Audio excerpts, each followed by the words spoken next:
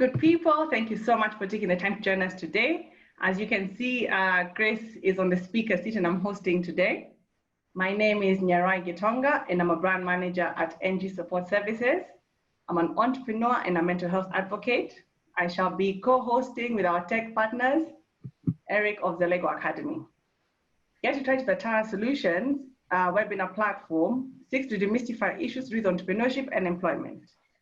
We're in partnership with the Lego Academy, a software and capacity building institute, and as well as NG Support Services, brand management and communications company. This is our 9th webinar. Let's have a quick recap of our journey thus far. We have touched on the legal requirements of starting a business. We've also looked at brand management and communication, how to identify which business to start. We had Mr. Panessa, who shared with us his journey in running a business for over 40 years. Thereafter, we covered what customers want, bookkeeping and taxation, business strategies, the management of intellectual property. And last week, we discussed what employers want, with Jane giving us the inside scoop. If you missed any of our webinars, please visit our YouTube channel at Atara Solutions. Kindly subscribe and click the notification button. Next week, we shall have a seasoned entrepreneur share her 25-year journey of successfully running her business. Let me share a few notable facts. She's a HR consulting firm and a manager at Panessa Training Institute, a carpentry school. We invite you to ask as many questions and we will answer as many as possible. Grace, kindly tell us how to stop losing our valuable employees. Thank you very much, Nero. It's an honor to be hosted. Feels so good sitting on the other side. Thank you very much, Nero. Thank you very much, Eric. And what keeps employees, for better or for worse? When we're choosing this topic, don't think that for better or for worse was placed there by chance. It is because the season we are in right now has brought a lot of changes in quite a number of organizations. And therefore, we need to have, it has forced us to figure out a way to exist within each other through thick and thin. So there's one of my mentors one day told me that the problem with a lot of relationships is because people enter into them thinking that with an agenda. So you go in with your need, you meet, for example, a girl, you go in with, you're looking for a wife. So instead of offering the girl what she wants, or even finding out what does this girl want? Does she want to get married? You go in and you are there proposing, and when they say no, you start crying. So the first thing first, when you meet your employee, you need to find out what is it that they want? Why are they with you? You know, what value are you playing into their lives? And so I would like to have a disclaimer that today we are not discussing all employees. We are discussing your best employees, because honestly, if they're not giving you the best, you have no business being with them. You have no business investing in keeping them. So again, let me also confirm something. You cannot get 100% in one human being. So we need to note that if you're to get 100%, then you'll need to live in heaven. So on this earth, we settle for 80-20 rule. Now, do your employees want to stay or do they have to stay? In fact, there's someone who told me the other day that they're only in that job because they're paying bills. That is someone who doesn't want to stay, but they have to stay. And you do not want that person in your team because as soon as time comes, they will leave.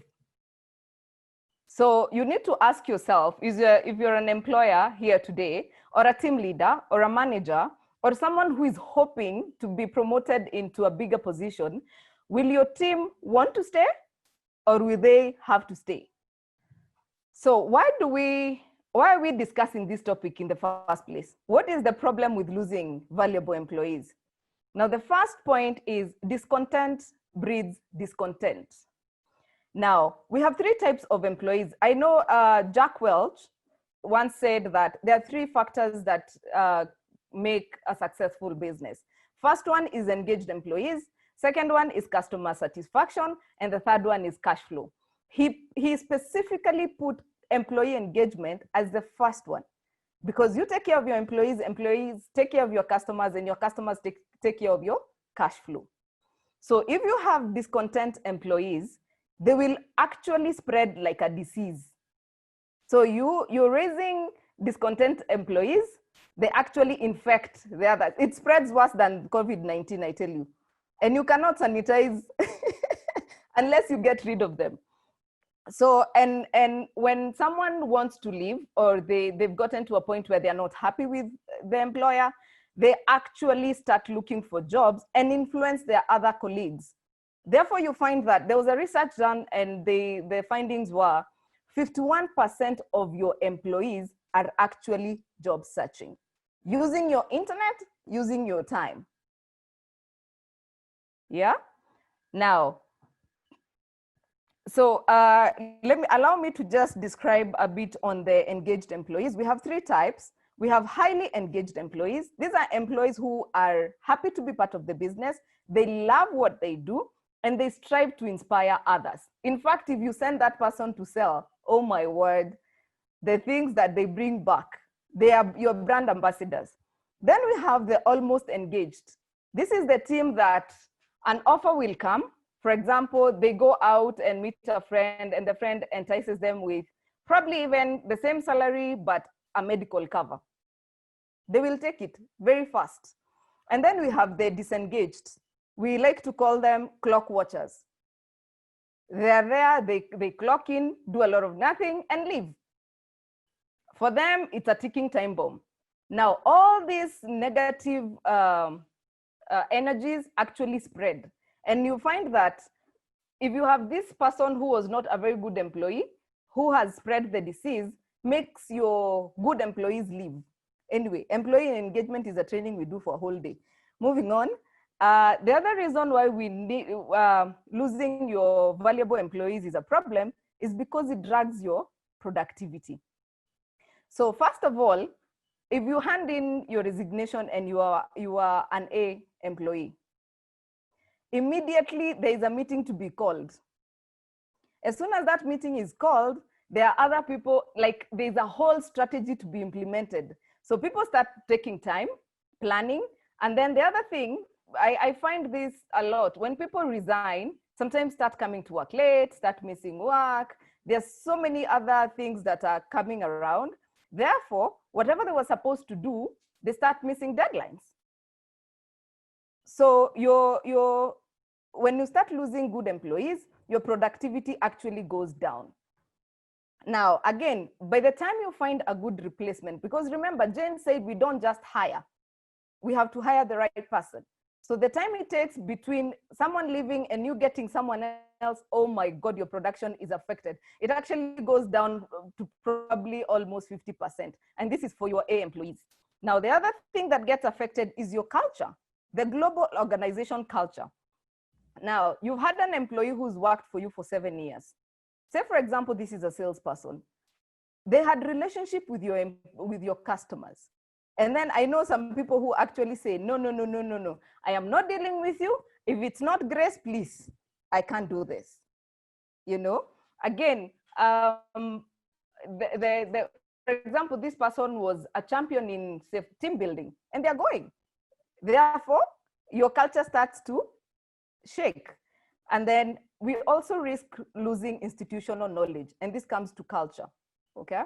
You find that, for example, if an HR has been there for so long and set up systems and has left, and there's this injury that took place like before they joined the company, and there was a lawsuit ongoing, and there was no proper handover.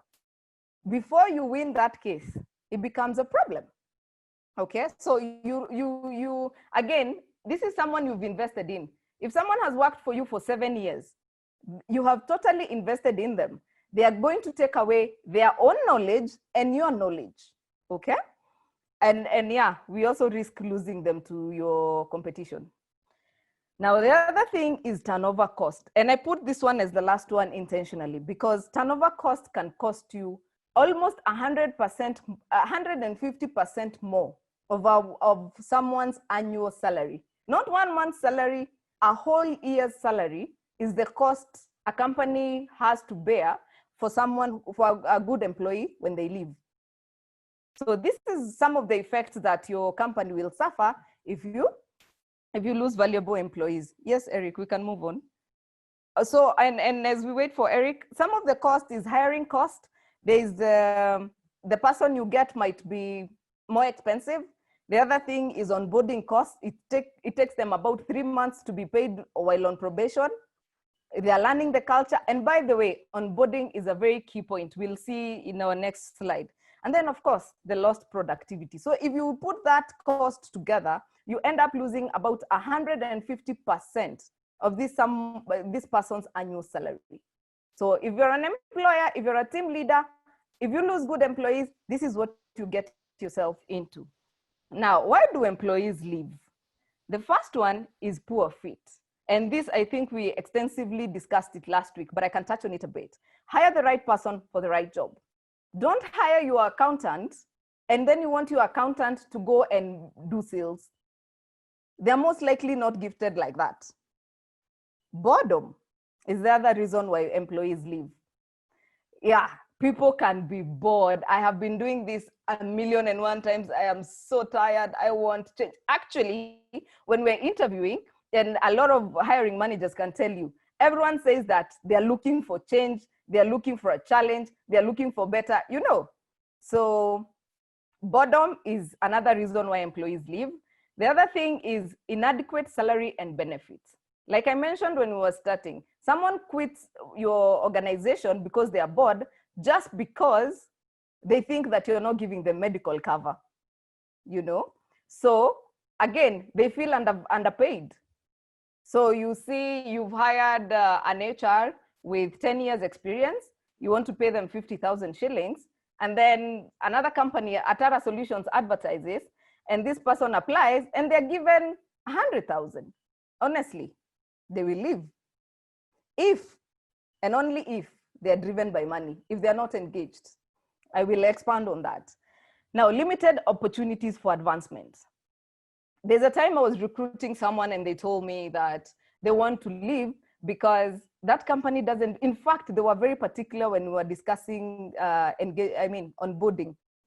But like, does this company offer training of their staff? How long does it take for one to be promoted? And these are important aspects of an employee's cycle in an organization. You don't want to come and be the same person you came when you came in. You want to have advanced. Okay, and then we have lack of recognition. Good job. A lot of employers don't value good job. They never say kudos. They never say well done. They never say, in fact, they think when they praise you, you'll become hard-headed. However, if you do good, it feels good, honestly, and especially when it comes from your manager or your CEO. When they say good job, you actually feel good. If they never say that, all they see are your mistakes, my friend. That person will use your internet to send their CV somewhere else. And then we have employee. This is very, very important. Employees leave because they are unhappy with the management and the way they manage. And we're going to cover this in another slide by itself, because this is 70% of your employees actually leave bad managers. And we're going to look at that. Next slide. So why do employees stay? We have been able to cover what are the effects of employees leaving. We have also seen the reasons why employees leave. Now we want to find out, why do employees stay? There are 3 reasons. The first one is job satisfaction. The second one is external environment. The third one is a company environment. Now, let me expand a bit on external environment because you're not going to repeat it. External environment means that there are things beyond your control. There are things like technology. There are things like COVID-19, a pandemic. There are things that are outside of the organization. So there are some things that come in, for example, and I used to see, there's someone who actually resigned because their husband was sent to, I don't know, I can't remember where they were deployed. So the wife was like, I have to leave. So those are things that are not within your control. But job satisfaction and company environment are absolutely in your power. Next slide.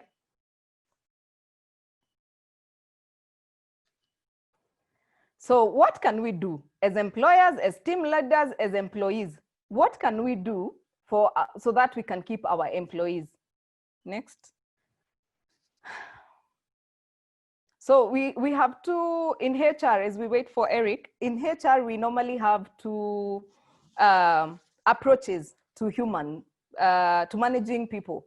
We have best approach, best practice approach, and best fit approach.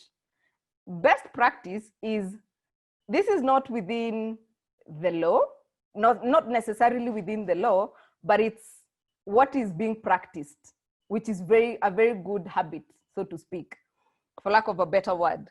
And then we have best fit. This is like when you have a headache, you take painkillers, but you don't have a headache and start taking antibiotics. That is the difference between best fit approach, best fit and best practice. So what can organizations do? Number one, like I said when I was starting, we need to understand what are the needs of our employees. Now, all of us, and if you are in a management class, you must have gone through the Maslow's hierarchy of needs. These are the human needs. And now, turns out that they are changing. We have different needs as millennials. And I was laughing at this because, and especially on connection, there was a meme going around the other day that you need connections to actually probably get sanitizers or something like that, you know? Connections have become a thing. Status. You hire younger people and all they want are business cards. And you're wondering, we have been working without business cards for all these years. Why on earth is it important now?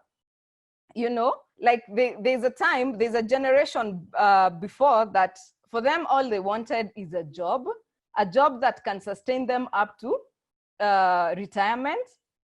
And after retirement, they're happy to own a home. But here we are with a generation that wants business cards. They don't even care about owning a home yet. All they want is a nice phone. They have cleared, by the way, clearing school is now a thing. You have to have gone to master's level. Otherwise, you don't belong. The challenge we have is now what to do with these masters, because some of them are totally, we call them what, half-baked graduates. But anyway, as you can see, these are the changing needs of the different people we have in organizations. And every employer needs to know. If you have an organization with very young people, flexi hours is a thing. They want a job that they don't have to report at 8 and leave at 5, as we were used to. They are the people who are taking loans to buy cars at the age of 25, okay? They are the people who want to go on holiday every other weekend. They party, they do what, you know. So these are the needs that they have, as opposed to the previous ones where people used to work from 8 to 7 p.m., get home, have dinner, sleep, wake up the next day. That was the life. And their needs are changing. Next.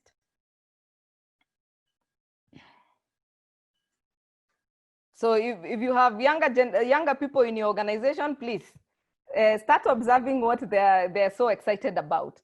Now, those are the basic human needs, the previous slide, but now we are going to look at the needs of employees specifically.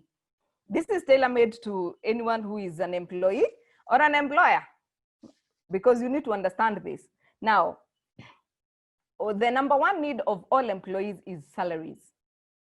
Please pay your salaries on time. And on time, I don't mean at the end of the month. We just want to predict when you're paying us. If you're paying people on the 10th, please make sure you pay people by the 10th of every other month. If you pay people by the 25th, please pay them by the 25th. They're able to plan. They are grown-ups. They need to predict, will I be paid by 10th? Can I talk to my landlord about my rent? You know? And then, you know, the other thing about salaries is a lot of employees feel like they are not being paid commensurate to how much they are giving you. However, most of them don't really care. so long as there are other things that come with the salary. And I don't mean benefits. I mean like a safe place to work. Now, security is something else, okay? This security means that they want to know that this company is heading somewhere. There's a vision.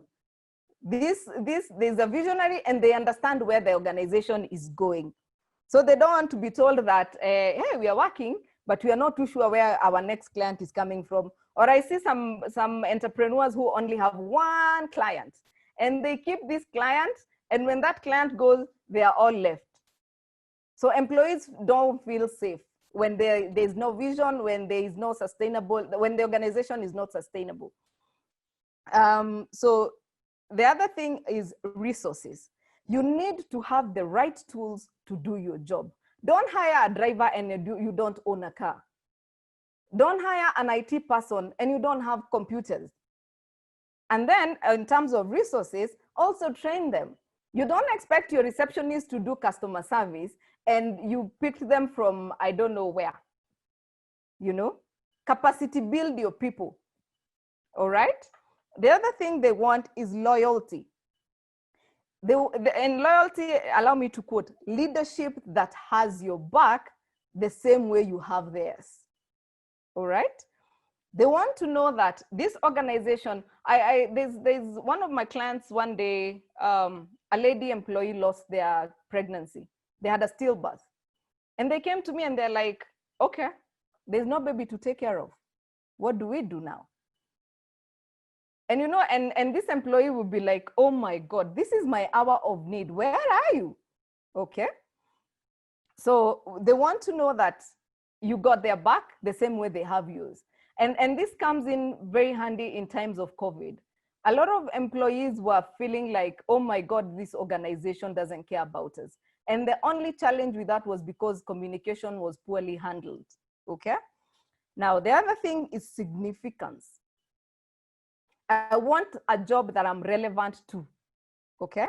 I want a job that matches my skills and abilities. Not all of them, but at least I'm being utilized.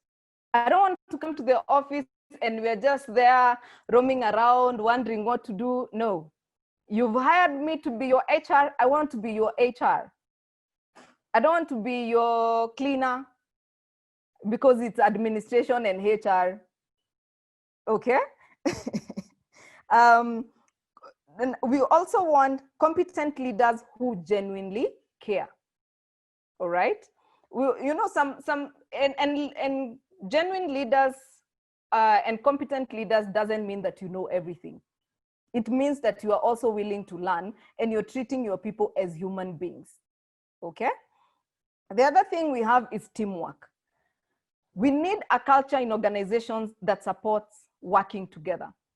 And we say in the workplace, it's normally a chain. So for example, if HR doesn't do your payroll on time, accounts is not able to pay. Therefore, things like pay, KRA, maybe you're not able to submit on time by the 9th. So these things are normally a sequence. You know, a client comes in, meets your receptionist. The receptionist has to hand them over to sales. Sales has to hand over to production. Production has to hand over to delivery team. Now, if you are not working as a team, something fails. And therefore, we all start straining coming to work. The other thing is variety. Or before we get to variety, positive environment. I want to be happy coming to work. I want to look forward to tomorrow morning. I want to wake up in the morning and I cannot wait to get to work. I don't want to wake up in the morning and I'm like, oh my God, close those curtains. I can't believe it's 7. No, I want to, it's 7 a.m. I need to be at work now. I get angry in traffic because I want to get to work because the environment is very positive. If the environment is negative, it becomes very boring or tiring. Anyway, back to variety. When we say variety, we don't mean that we want job hopping or we want you to give us everything we do. We are not holding, no. We want to know that from here, I come in as an assistant. Where else am I going? Where else can I go? In your organization, I'm becoming, I am, say for example, a technician. From technician, is there a possibility of becoming something else? If not that, then what are the other programs that can keep us going? Is there an investment in innovation? If I'm a techie, I want to know that we're investing in this machine that will come and do this and that, you know? I want variety. I want to know from here, there's something else I can do. I can grow to another place, okay? So, a variety. So the other thing is self-development. All employees want to be coached, challenged, and inspired, okay? We want to know that we're doing the right thing. We want to be coached into becoming better. We want to make mistakes and we are told, yes, not too much and not too expensive mistakes, please note. But we want to an environment where we are coached instead of being pointed fingers. We don't want to be blamed for everything. We want to be told, okay, you've made a mistake, fine. This is how you're going to pay for it. However, moving forward, okay, we also want to be inspired. We want a leader whose standards are so high up there that we cannot wait to get there. And I want you to do a poll for me tomorrow. You ask your employees, who are their role models?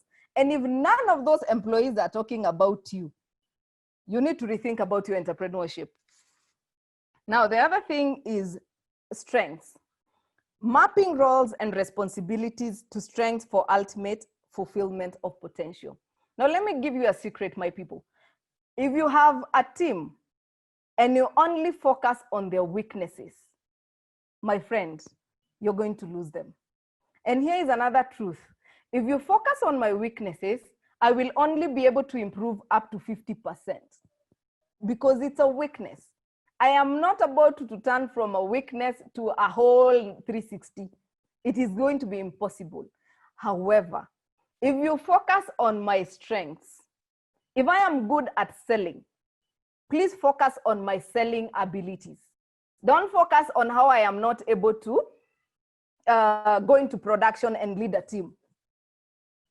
If you realize that I cannot be a good leader, please let me do what I do best. Actually, both of us are going to enjoy our time in that organization to the full because you're focusing on strengths, and strengths are actually a place of comfort for most of us. Not to say that you stay comfortable, no.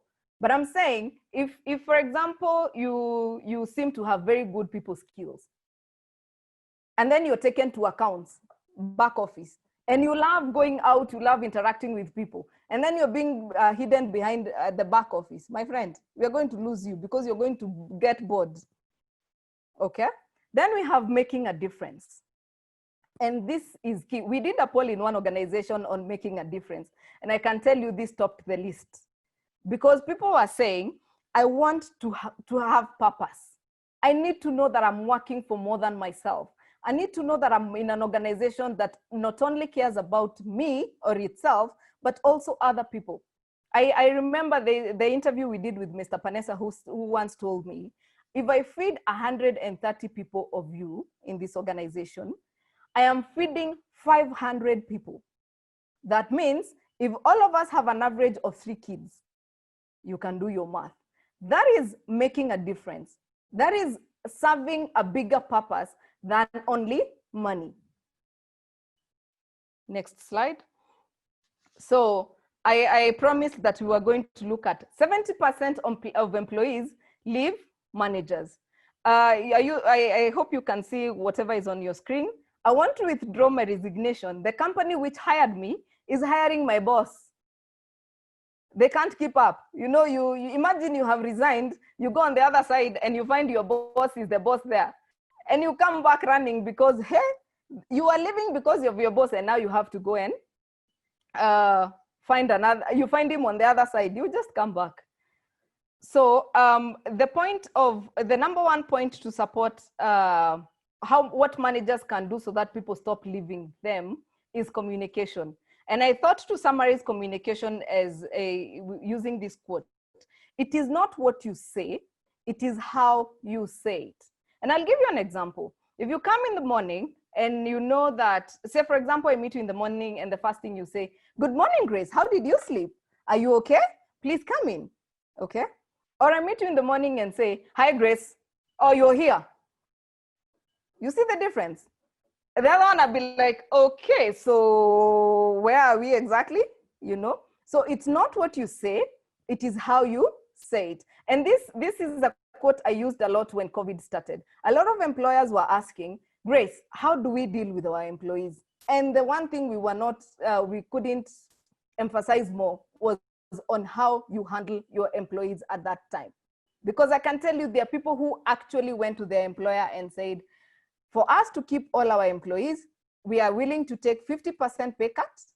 And this is their own initiative. Please give us 50% pay cuts and then keep everyone, rather than having everyone take 100% and some people lose jobs. And I found that very, very challenging, or I mean, very impressive.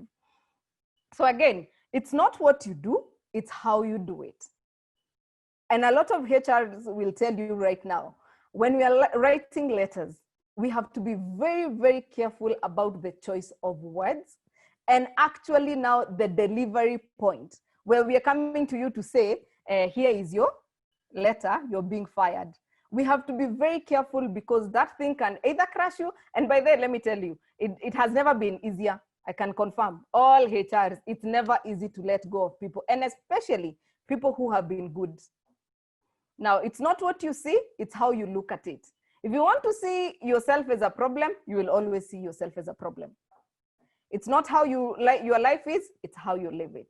So on communication, it's not what you say, it's how you say it. And then allow me to add, please go and research about the 7 C's in communication. It will really help you in communicating with your staff members.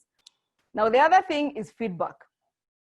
53% of your employees hope to hear from you at least once a month. Now, technology has come in handy for this one. If you're our boss, please don't be behind the scenes. Come to us. Let us know that you're also human. Let us know that you're not God. You're sitting with us. Let us know that you're driving the same vision we are driving. And then feedback is key. You cannot get better unless you're being told where you're going wrong, or where your issues are, or what you're even doing right. So as you go to seek your feedback, please seek it with sincerity.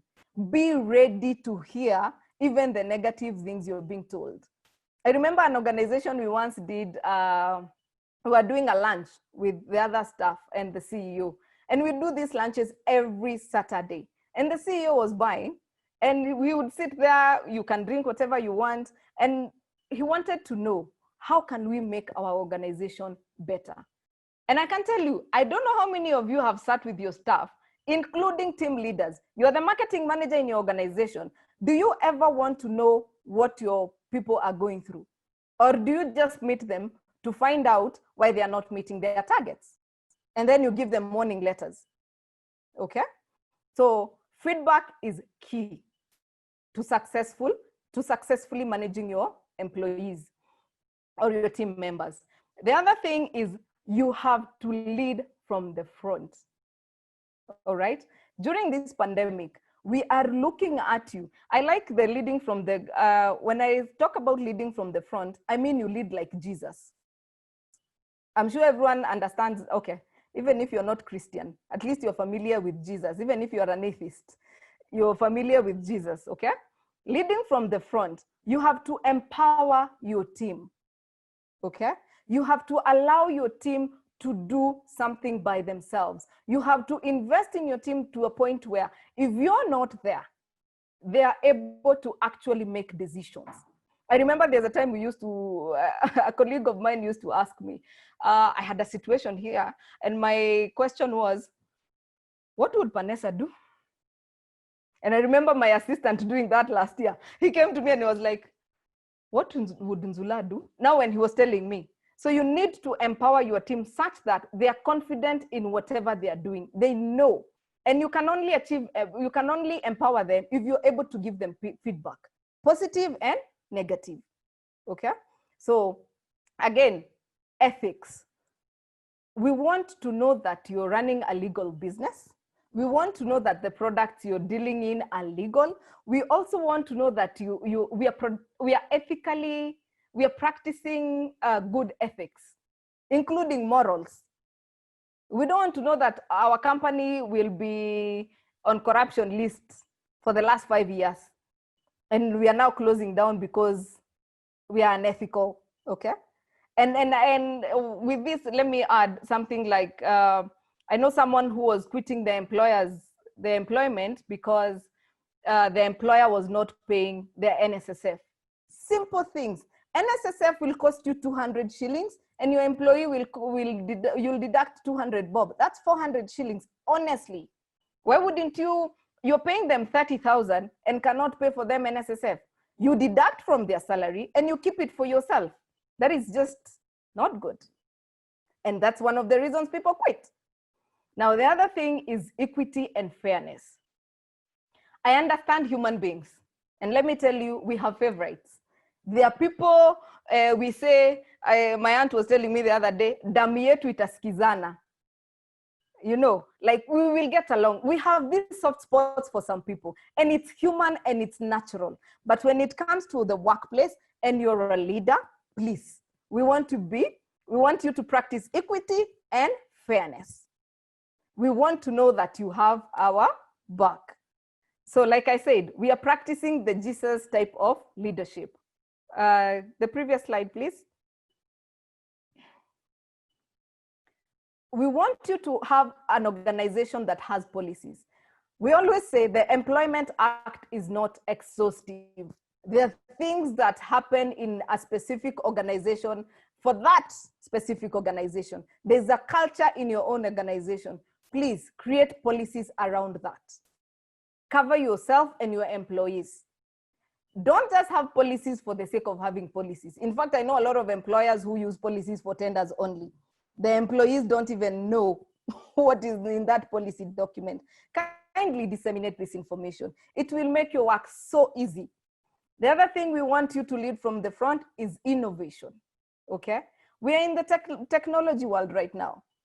For you to interact with your employees, you don't need to move from your office. You can have a Zoom meeting with them. You can interact. Again, innovation. We want to know that our company has moved from using Excel sheet to a HR system. We want to know that nowadays customer service is not just, we are not bringing a list of business cards.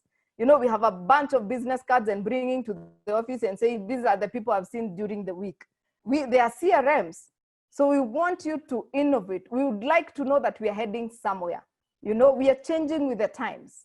So innovation of systems, not necessarily technologically, but it's very important, but also in how we are doing things. Let's simplify our processes.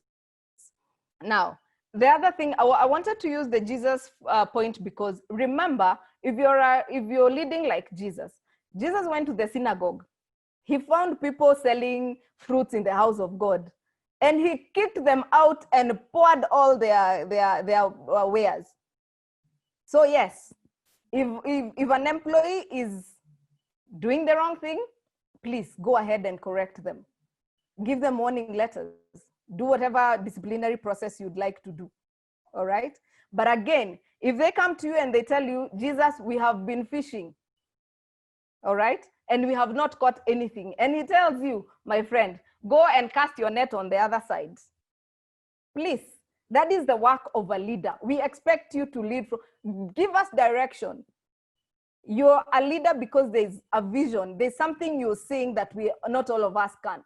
And also listen to us because we are not just there. We probably know something that we can exchange. Now, the other reason that your employees will stay is employer branding. And this is something that is very, very, very important. Okay. Now on leading from the front, please do not micromanage your people, and especially those who don't need it. You need to categorize your employees and know this one doesn't need micromanagement, that one needs to be supervised. Employer branding. We want you to be the employer of choice.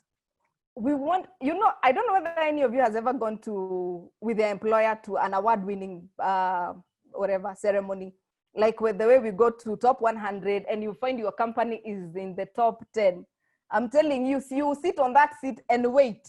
You see 50s and you're wondering, oh my God, oh my God, oh my God. And then you're sijui number what? Oh my God, it feels good.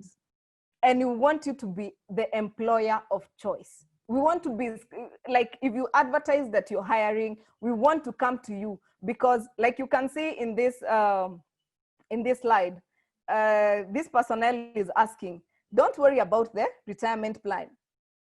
You'd have to be out of your mind to work here that long.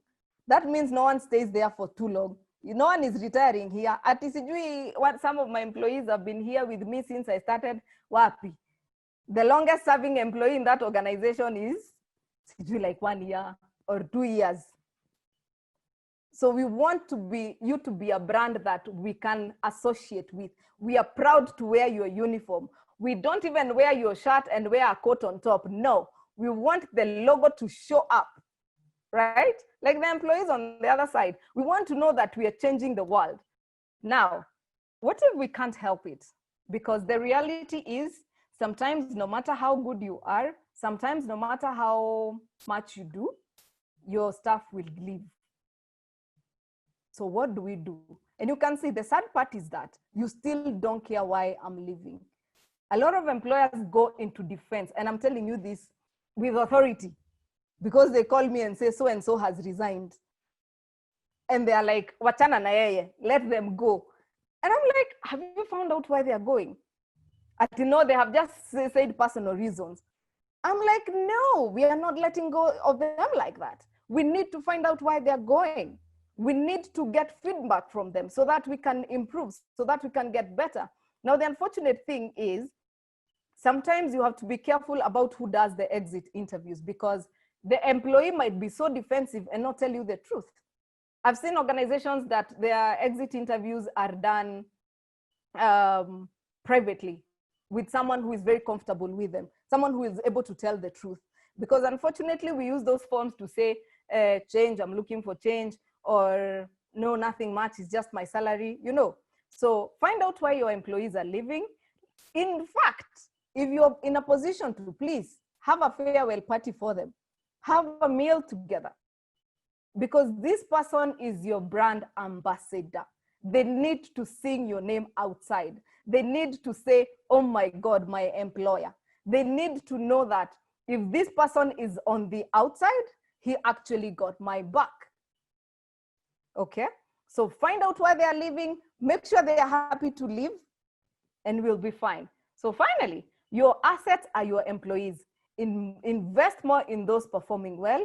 Let the non-performers go. Thank you very much.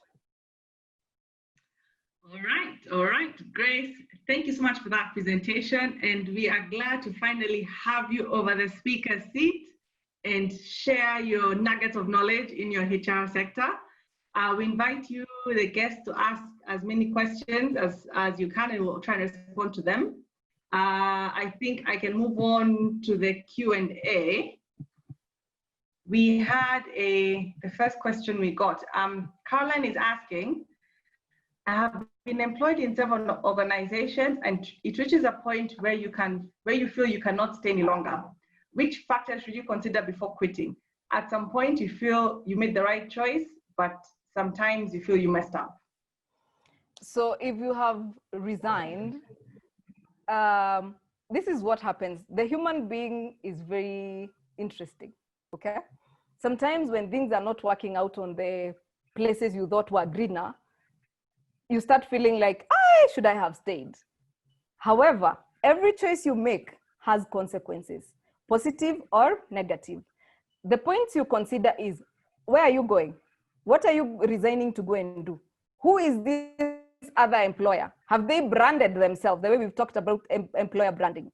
Have they branded themselves? I remember the other day somebody told me, I am done with family-owned businesses. I was like, why? I enjoy working in family-owned businesses. They're the most family closest thing I have ever worked in. I mean, so actually take a piece of paper and write down, why does it feel like you've made a mistake? Do you decide to resign out of anger and not exactly dealing with the actual problems? Or are you resigning because you really, really need to leave? So sometimes you consider what's on the other side and what you're living. All right. I hope I have answered that question. Yeah. Yes, you have. Yes, you have. And today we're actually, just before we continue with the Q&A, today we're actually going to run a poll.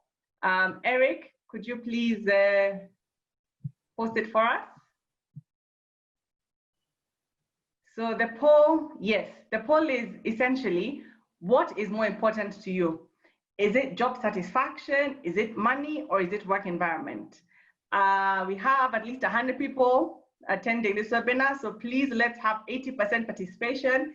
It takes 1 second. Please click and submit, and we'll discuss this before we finish. Let's move to our next question. There's someone asking, yes, Catherine is saying, please give examples of a positive work environment. A positive work environment is where people communicate.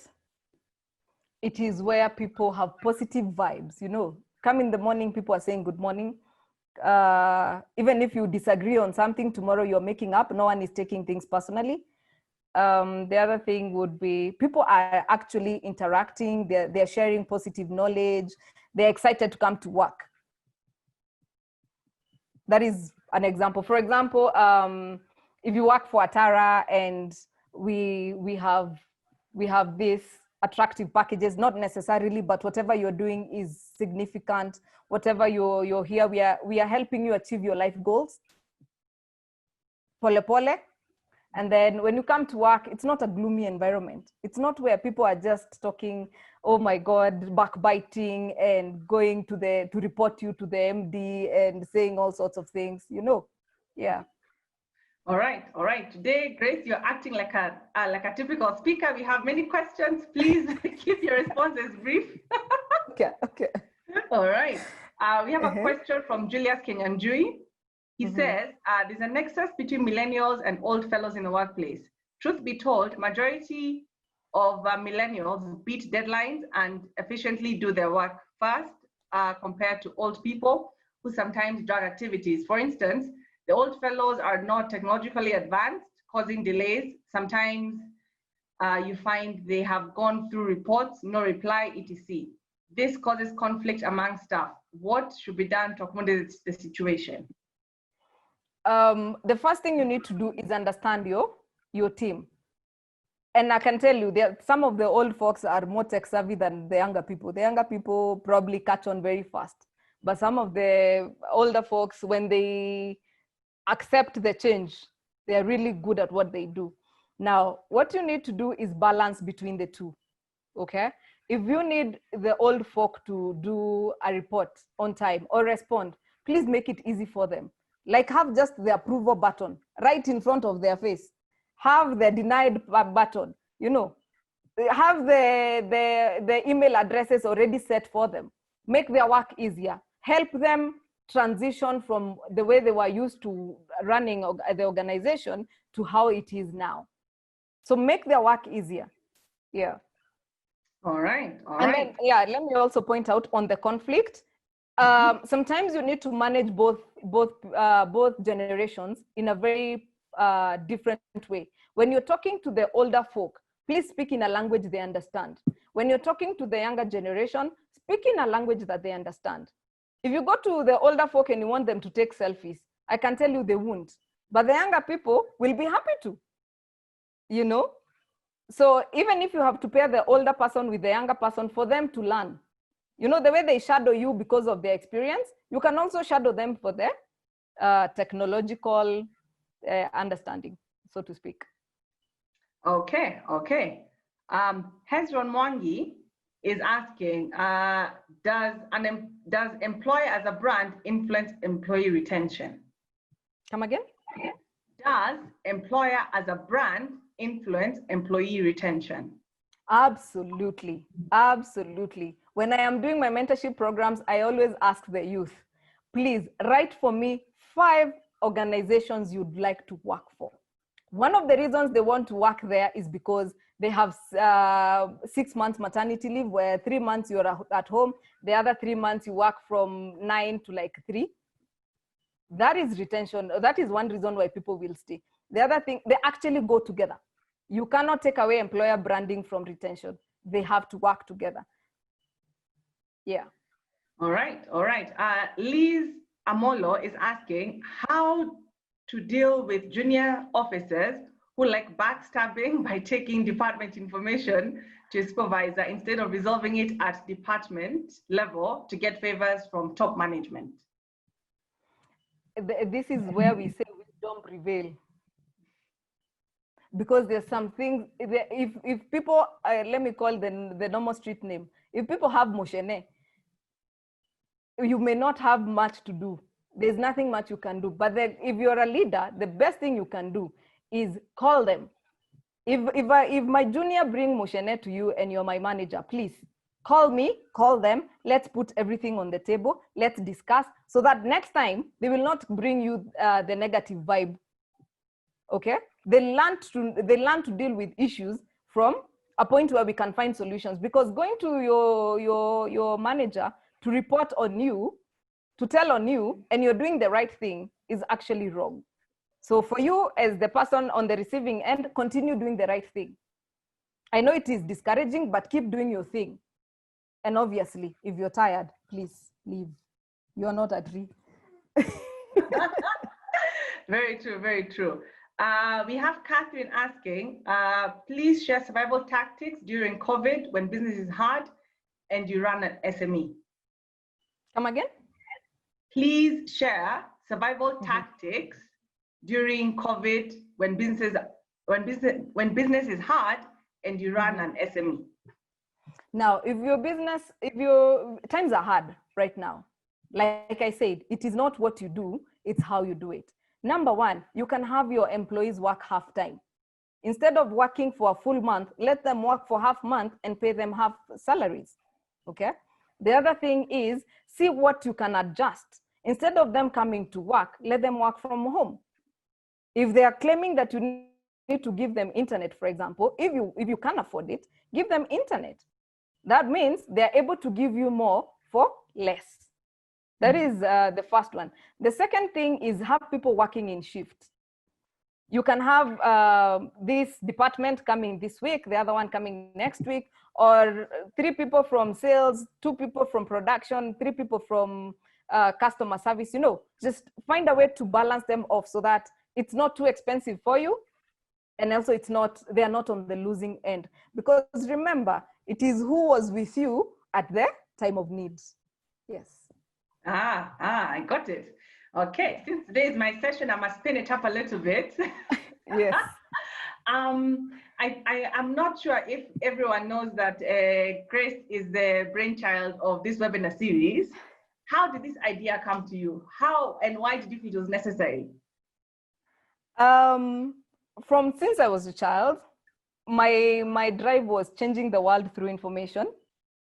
And then I have been interacting with a lot of entrepreneurs and I feel their pain. I walk into an organization and you find an employer saying, Grace, what do I do with these people?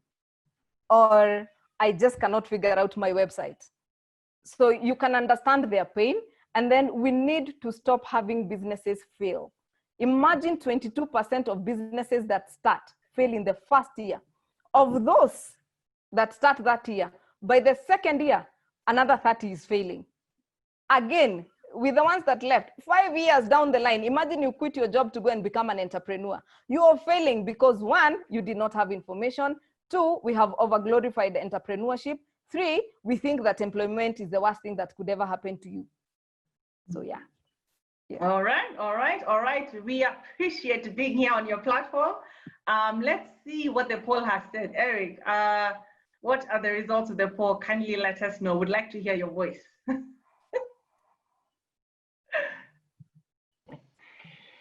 Yeah, so job satisfaction is at 65%, money is at 12%, and working environment is at 45%. All right. Grace, were those expected? Is it within the curve? Yes. Actually, I can tell you, if you give any person who is a leader, when you share the notes, give your team the 11 essential needs of an employee and let them, because all of us have those needs, let them put them in the order of importance. And the ones I've done, making a difference comes number one. And normally salary is about number 3, 4 there. Except for salespeople. But then there's someone who was complaining about their salespeople. My salespeople are too money driven. And I'm asking, what do you mean? That is a good thing. If your salespeople are money driven, that is perfect. Oh my God, I want that team to be my sales team. Anyway, yeah, moving on. All right. We can still answer a few questions before we wind up. Anthony Okore is asking how you deal with arrogant but very good and productive employees. This is actually a real challenge. My question is, where arrogance is normally a defense mechanism. So why do they think they need to be arrogant? Is it intellectual arrogance? Where does this arrogance come from? You need to find the roots of that arrogance. And then when you have it, hit it. And plus you can give me a job. Anyway, find out the root of the arrogance and deal with it. Because some of them don't, it's actually a defense. They were beaten when they were young, so they became defensive. Therefore, if you approach them the same way their father approached them when they were being beaten, they actually become defensive. So you need to know how this defense mechanism came to being so that you are able to address the issues. Yes. Yeah. I think, let me ask this question from Rhoda. She's asking, how do you handle a situation where the executive has little appreciation of the impact of work environment on employee engagement and job satisfaction? They need to close the shop. Anyway. Good to give it brief. If your manager or an HR or someone who makes a difference in that organization, please keep pushing for that. Please keep pushing. Keep pushing to make a difference. Keep pushing to get change. Keep pushing to make a difference and leave that organization better than you found it. Make sure policies change, right? Be the change you wish to see. Yeah. All right. I think we are very close to our end of our session. I can ask one final question very quickly. How do I handle millennials who cannot work 5 straight days? They'll always find an excuse to be absent themselves. Quickly, stop giggling. Have your KPIs. Stop looking at the time they put in rather than the output. Change your model of operation. Let the results they give you define how often they come to the office, period. All right. I think it's time to wrap up. We have 1 minute, so we shall definitely take this discussion further. As we keep saying, we'll have Q&A sessions of our topic. Thank you so much, Grace. You really enlightened us on this topic, and as in even I have learned so much. I'm so impressed, and thank you, the Lego Academy, our IT partners. Eric, you've graced us with your voice today. We really appreciate you. Thank you, Tara Solutions, for creating this platform. Do not forget to tune into Power Radio 96.9 FM in Nairobi. As always, we appreciate your audience for tuning in. My name is Nzula Gitonga, and I've been your host for tonight. I'm just a placeholder for Grace, but I've tried. Thank you very much. Thank you. Please like and follow our social media pages at Atara Solutions on Facebook, Instagram, and YouTube. We look forward to seeing you next week, where we shall be learning from a successful entrepreneur as she shares her story and experiences. From all of us, it is 9 o'clock. So good night, stay safe, and hope to see you next week. Thank you.